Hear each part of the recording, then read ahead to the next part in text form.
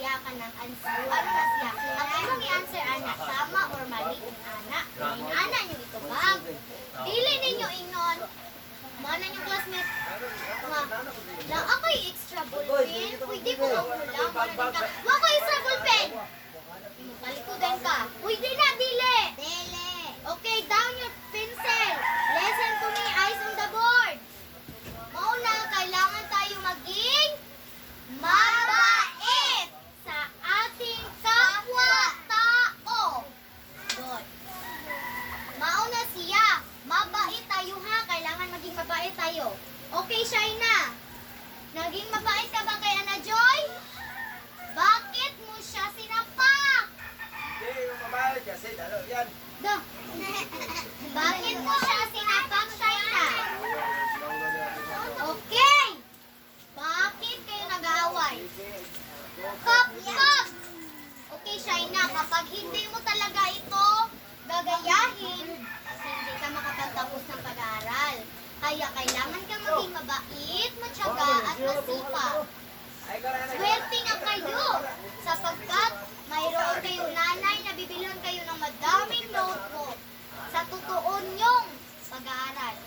Meron kayong nanay na bibilhan kayo ng maraming ballpen at lapis, eraser. Swerte kayo. Okay, class lesson. Sa una, itong mga ginikanan, luwi kayo na sila. Ang ila itong bag, plastic, intang na class. Bisag shoulder, bisag ginani nga bag, class ay bisag ka ng kaning kuan o inani ilang bag. Usahay class, ila nang tahion sa una. Inani class lesson, inani class o, inani ilang bag sa una class. Mauinto nilang sudlan sa notebook, ug lapis. Usahay class, wala sila yung notebook ug lapis. Okay, listen. Plastic ni, di ba? Ano siya ang plastic? Naa diri sa sulod ang notebook ug ang pencil. Maura gyud na naa sa sulod dira sa plastic. Class. Eraser. Banto kaya itong mamagpapa sa una baka snack. Tungod.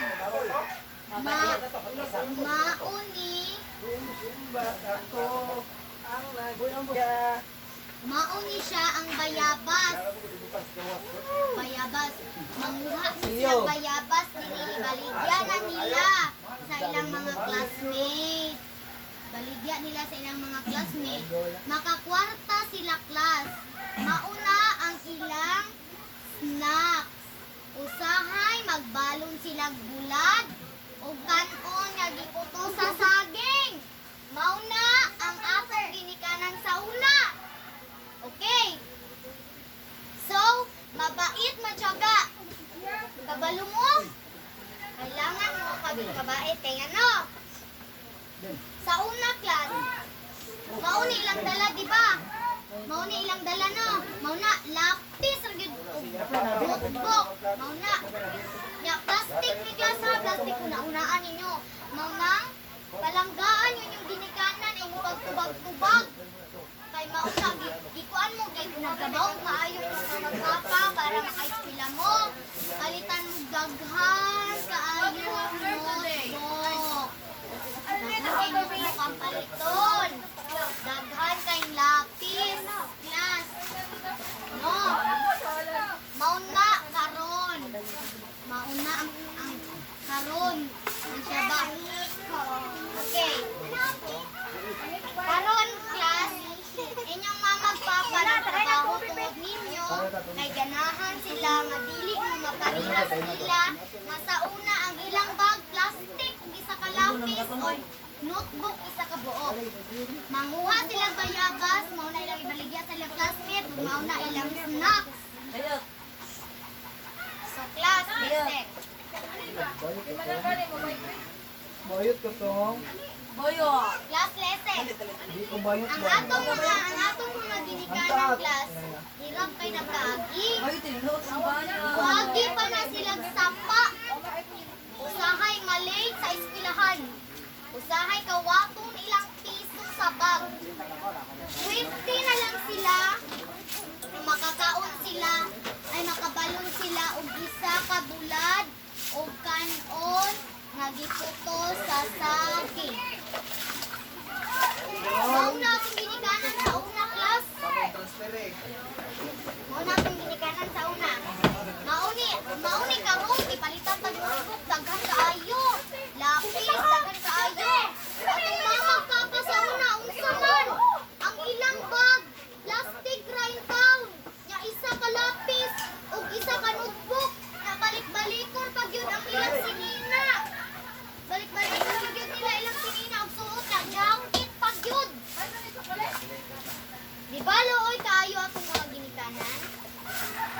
Sakto ko dili.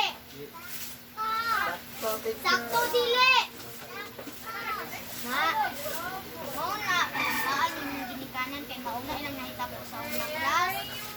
Uy, kay sila class. Ano? Lesson!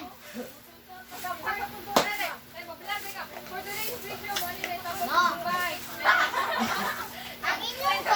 Ang inyong bag karon nindot kayo. O, ayan. Swerte lang si Shell. Swerte lang. Ang mga tao sa ulo, kung kayo anas na bag, kaya dili ka sila bag. Plastic yun lang bag. May pa, ano nga, ang ayan na kay karon kay dili ganahan yung mga papa. Ha? Makabag ng plastic.